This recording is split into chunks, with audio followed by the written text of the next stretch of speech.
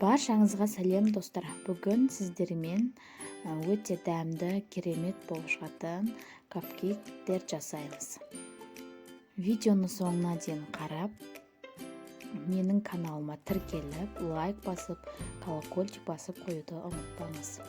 Бөлме температурасындағы сары майымызды ыдысымызға салып, жақсылап миксерлейміз. Үстінен қантымызды қосып, тағы да жақсылап миксерлейміз.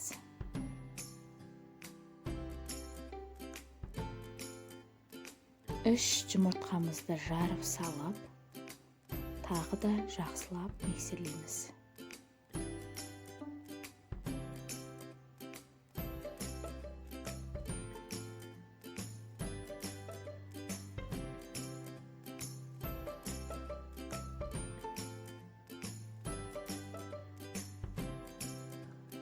Електегі ұнға қосытқышты қосып, қасықпен жақсылап араластырып, ұнымызды сұйық массамызға електен өткізіп салып, жақсылап миксерлейміз.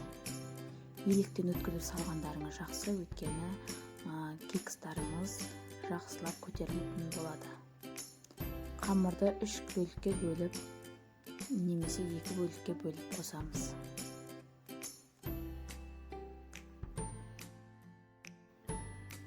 Осындай қою масса шығады. Ыдыстарымызды дайындаймыз. Осы силиконный ыдысқа өзін пісіріп алсаңыздар да болады, мен сияқты қағаз төсеп пісіріп алсаңыздар да болады.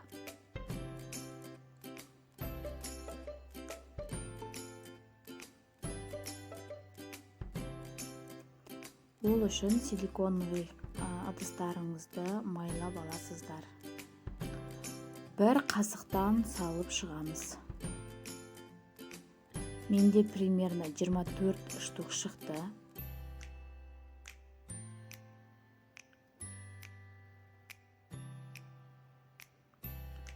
«180 градуста 15-20 минуттай пісіріп аламыз.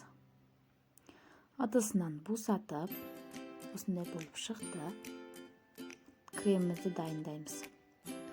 Сливкиге сахарный пудраны қосып, қою болғанша жақсылап миксерлейміз. Сахарный пудраны електен өткізіп қосамыз.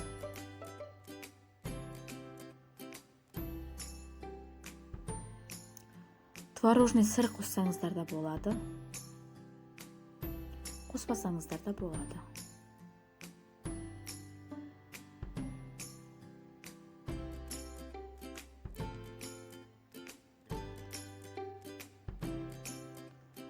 Осындай насадкіге кремімізді саламыз.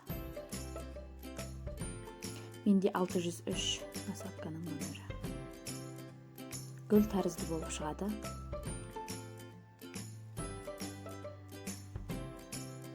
Капкейктарымыздың бетіне осылай гүл тәрізді етіп, немесе екі түрлі қылып жасауға болады.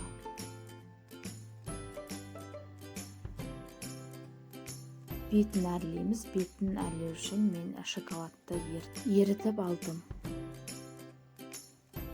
Осылай узорлар салып жасауға болады, немесе фруктыларды кесіп қойсаңыздар да болады. Бетін өз қалауыңызша әрлесеңіз болады. Өте дәмді, өте жұмсақ, өте нәзік болып шығады. Барлықтарыңызға жасап көруге кеңес беремін. 22 наурызға жасап беріп, жақындарыңызды қуантыңыздар. Менің каналыма тіркеліңіздер. Сіздермен бірге болған Таңшолпан. Рахмет.